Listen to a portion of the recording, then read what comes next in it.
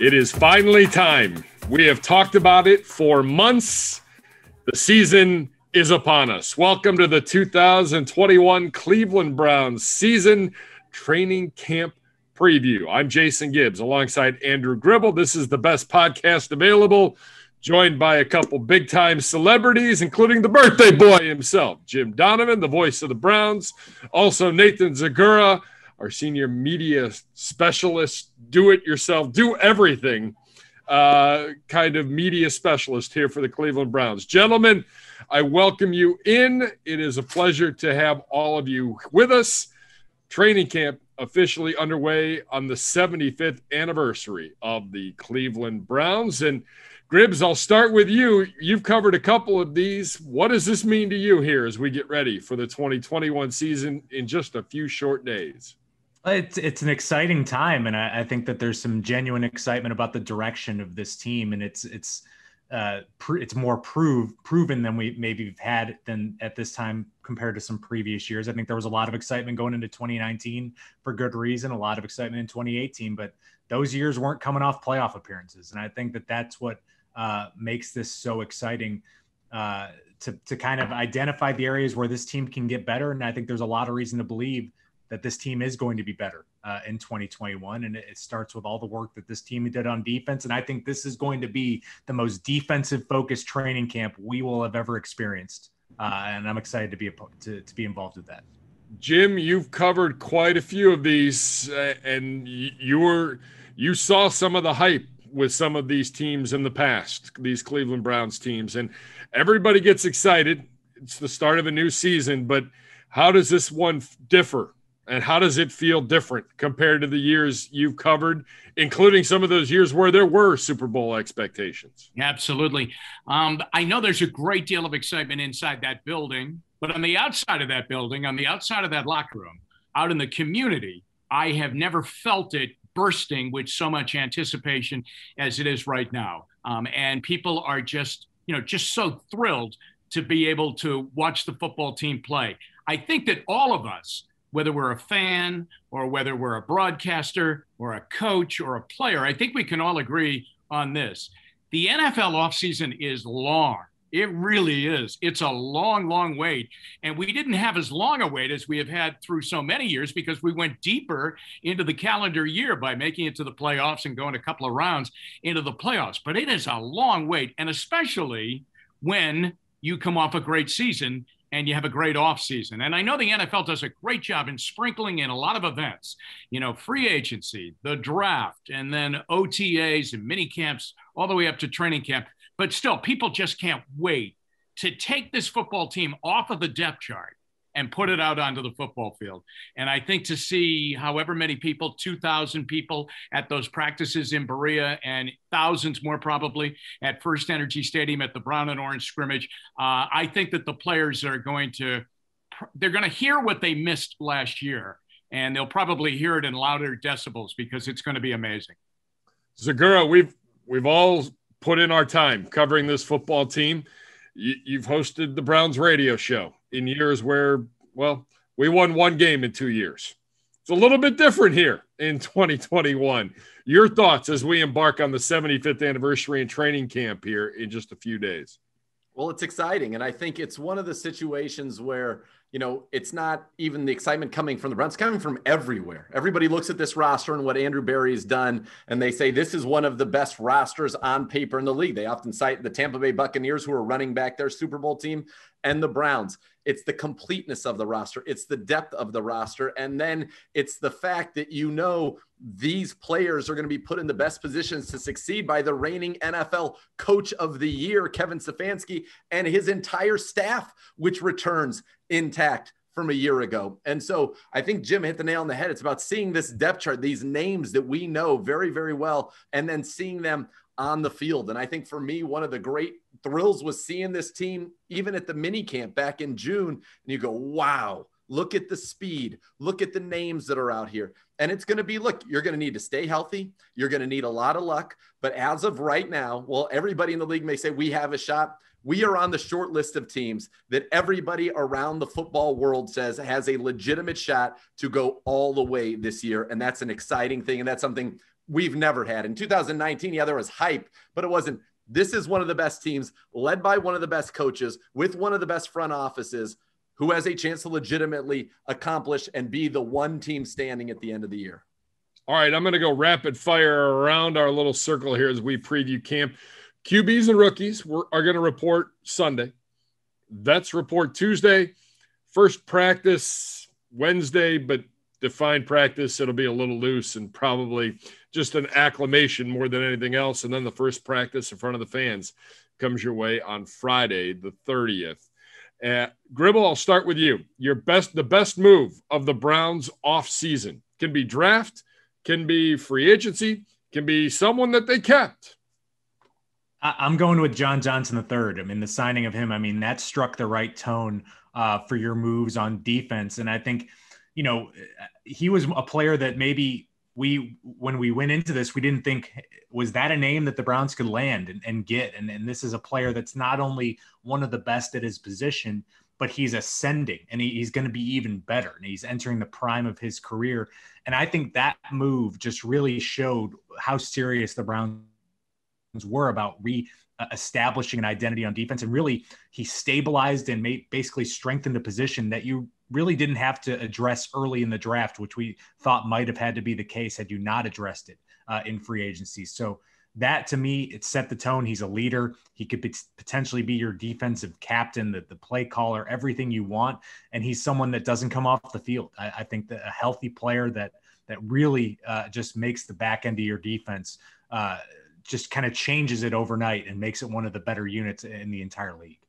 Jim, your best move of the Browns offseason. I'm not going to disagree with what Gribbs said at all, even though the young man, the player that he's been talking about, went to Boston College and I went to Boston University. That's okay.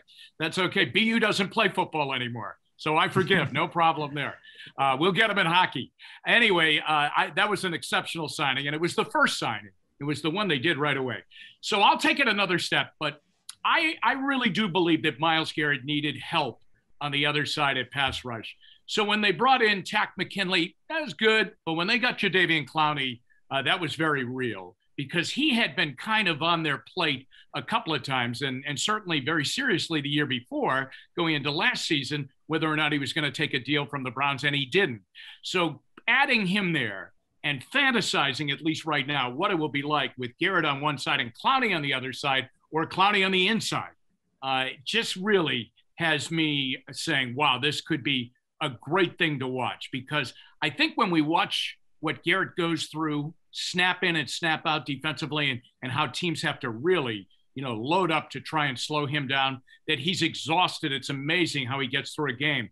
So if he can get a little bit of a break, or if Clowney can get really single attention on the other side, I think the potential of it is incredible. Zegura.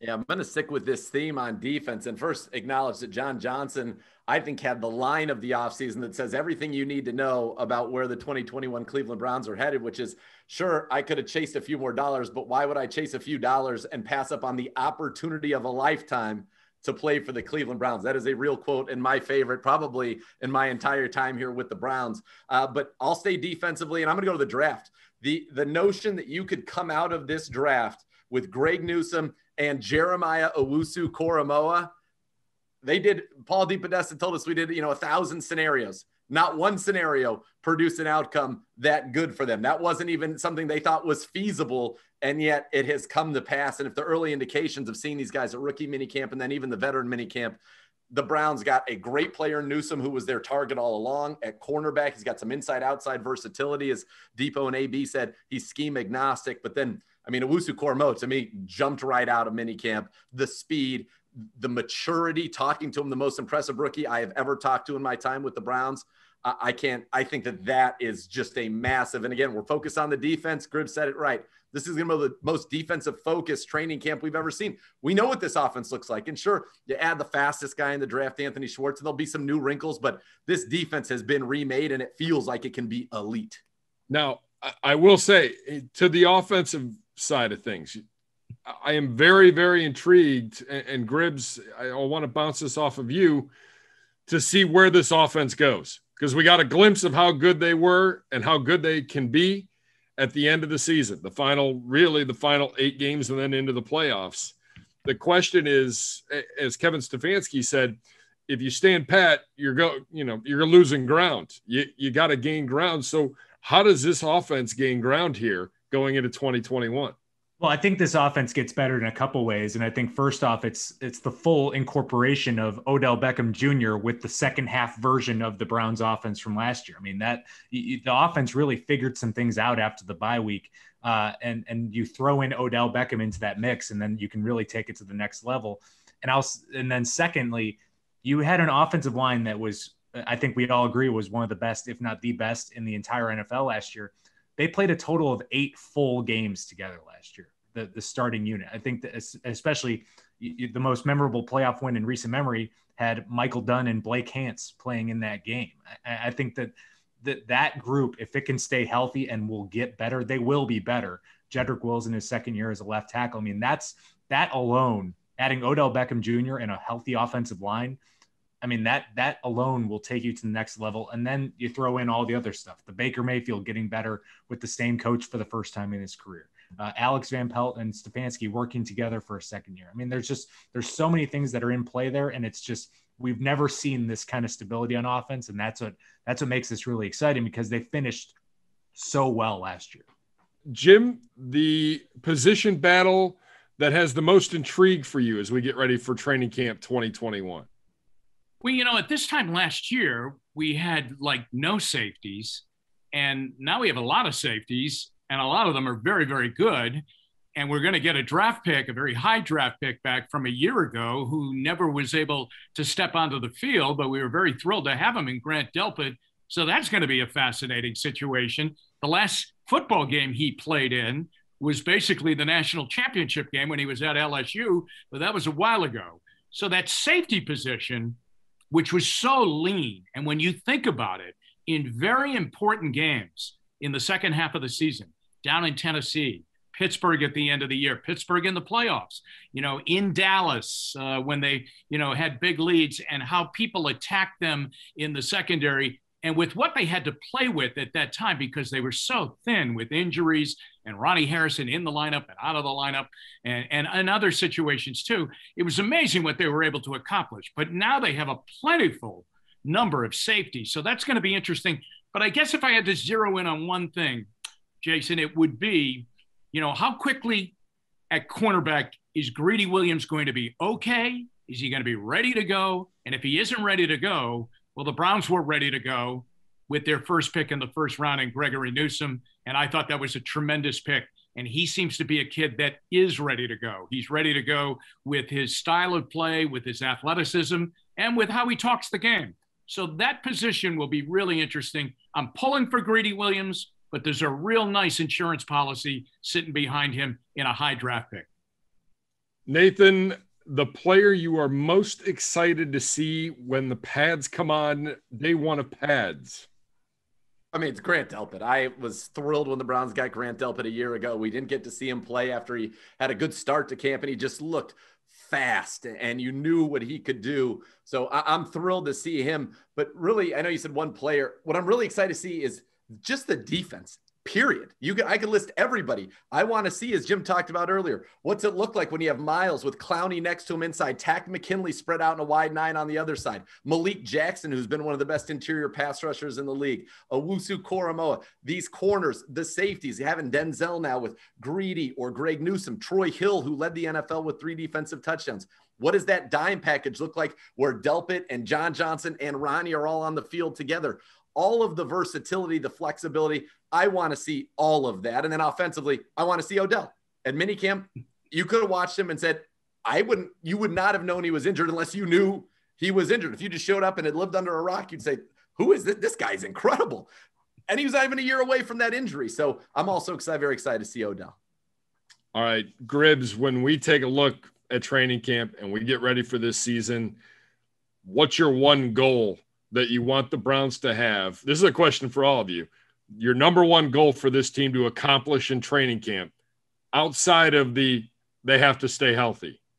You took my answer, because that's the only thing that matters in training camp to me. I mean, I think I would like some kind of resolutions at these positions. And I want competitions, and I'm confident this will happen, but competitions that end with players winning those positions, not landing them because someone got hurt or something, or you had to settle. I remember about that right guard competition a few years ago where you just didn't get an answer in training camp. You don't want that to happen at your linebacker, your defensive tackle positions.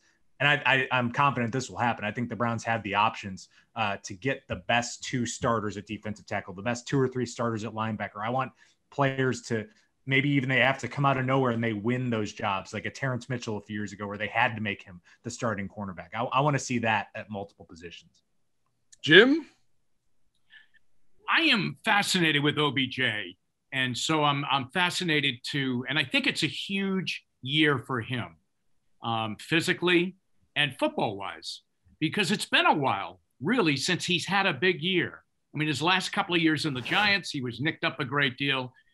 When he came to the Browns that first year, it was really kind of bizarre. It was chaotic.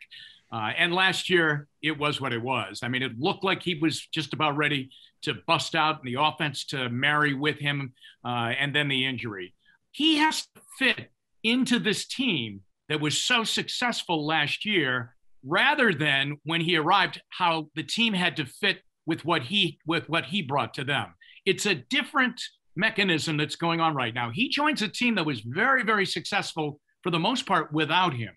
Now he has to, join that team rather than that team having to do everything to meet his standards or to meet what he does, his strengths, and how many times he's got to get the football. So I think that whole dynamic is going to be very, very interesting because he's a year older, and I think he realizes he's got a good thing here. He's got his best friend in the world here. He should win here, but he's got to fit in the right way. Zegura? Yeah, I think for me, the defense has to gel. We're talking about, you could have a full-time starting nickel defense of guys that didn't play a snap for the Browns with new faces, guys who opted out or guys who were injured and didn't play a year ago. So how quickly can that unit gel? Because let's be honest, week 1, you're going against probably the best offense in the NFL and the Kansas City Chiefs. So you're going to have that baptism by fire. And then on offense, you mentioned with Gribbs earlier, after that bye week and the scheme evaluation they were able to do, things changed in the second half of the season. The Browns got significantly better. Now you've had a full offseason with a full scheme evaluation. And so figuring out those new wrinkles, how Anthony Schwartz, his speed on maybe it's jet motions or whether it's those verticals, how that creates space. Do we do more in the screen game, which we saw become a big part of what we did in the second half of the year? More empty sets where we can dictate the matchups with all of our talented players. And honestly, kind of on offense, are we going to get more up tempo? Because we have so many mouths to feed. We have a defense now that can be on the field and be attacking. Do we go up tempo to try to get an extra 8 to 10 snaps a game, put the pressure on opposing defenses, and also make sure there are enough touches for all the Nick Chubb, Kareem Hunt, Jarvis Landry, Odell Beckham, Austin Hooper, David Njoku, on and on, Donovan Peoples-Jones, Hollywood Higgins, Anthony Schwartz, all these guys that you want to touch the ball on offense. All right. I will wrap it up with this because we're ready for camp. We've talked through all the storylines. We know what's coming. We think we know what's going to happen. Got to see it on the field now. Jim, I will start with you in honor of the Browns' 75th anniversary. Your best training camp memory.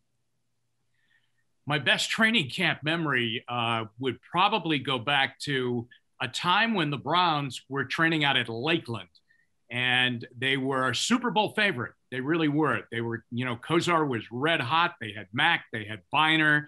They had the dog defense. It was a lot of fun. And I can remember on a Sunday afternoon going out there, and it was just a wonderful vista. It was wide open, and as many fans as wanted to go could fit in there. People would picnic out there for the morning, right after the morning session, and get ready for the afternoon session. And it was a Sunday afternoon, and they were going to run, and they don't do it nowadays because of the CBA, the old Oklahoma drill, the one-on-one drill. And there were 11,000 people out at Lakeland. At the same time, there were 3,500 people down on the lake watching the Indians take on the Toronto Blue Jays. And that's when I said, man, is this a football town? Zegura, what about you? We've always had so much hope at these training camps. So one of the things that I thought I got to be a part of that I thought was one of the coolest things, and what immediately popped into my mind when you asked questions, when Dante Whitner came back to the Browns, the Cleveland kid, And he would, every day at training camp, he bought enough of his actual game jerseys that year. And every day at training camp, he would have me go around and pick somebody out in the crowd that I thought was, whether it was a kid or somebody who, had some type of a disability who was there, a Browns fan that stood out, to give a jersey. And Dante would come over at the end of every practice, sign that jersey, take some time with the person, the individual. And I just thought that was a real cool thing, because it was showed a guy, here's a guy from Cleveland, gets what this means to this city. And he took a few minutes out of each training camp practice to give back to the fans. And I think that's something I've seen in different iterations all the time here. Obviously, it'll be great to have the fans back, and we don't know what that interaction will be like, but just that connectivity, that connective tissue between the players, the fans, this city, as Jim talked about, it's such a Browns town. And one of those days, I've had people who've come up to me that were the recipient of those jerseys and say years later, that's their most prized possession, and that really made such an impact on them. And I think that shows the power of what this team is in this community and how it can transcend football. But the good news is now it's not just going to be about those kind of memories. They're making memories in January and hopefully into February as well. Gribbs, final one. I got a couple quick runner-ups. I mean, the Josh Lenz experience of 2015 was just a magical experience. And I would say he was just incredible. I would also say Jabril Peppers having one of the best practices I've ever seen a rookie have in my lifetime, like just took over an entire practice in 2017. But I would say the first practice, and I know we look back on it maybe with not the best memories, but the 2019 first practice of training camp with Odell Beckham making just the most ridiculous catches and just the excitement that was there that day. I mean, Jim talked about the Browns fans just making this a football town. Like that was a football town day. Like it was like a celebration of the Browns. And I think that excitement for a practice, I mean, that resonated with me and will stick with me. I'll remember everything about that first practice of 2019. Hopefully we can get back to those kind of experiences here soon. We know it probably won't be this year, but hopefully next year we can get this place as full as possible. Amen to that. Gentlemen, I appreciate your time. It's time for training camp. It's time to see it all out on the field. The 75th anniversary and the 75th year of your Cleveland Browns. Quarterbacks and rookies on Sunday, vets on Tuesday, first walkthrough practice as a team on Wednesday, first practice for the fans on Friday. You can catch all of these episodes of the best podcast available all the way through training camp. Like and subscribe today wherever you get your podcast. You can also watch us on YouTube, youtube.com/Browns. You can also get our content at clevelandbrowns.com. Thanks to Jeff McDaniel for all of his hard work, for Andrew Gribble, for the voice of the Browns, Jim Donovan, for our great CBD host, Nathan Zegura. I'm Jason Gibbs. Thanks for watching. Thanks for listening to the best podcast available.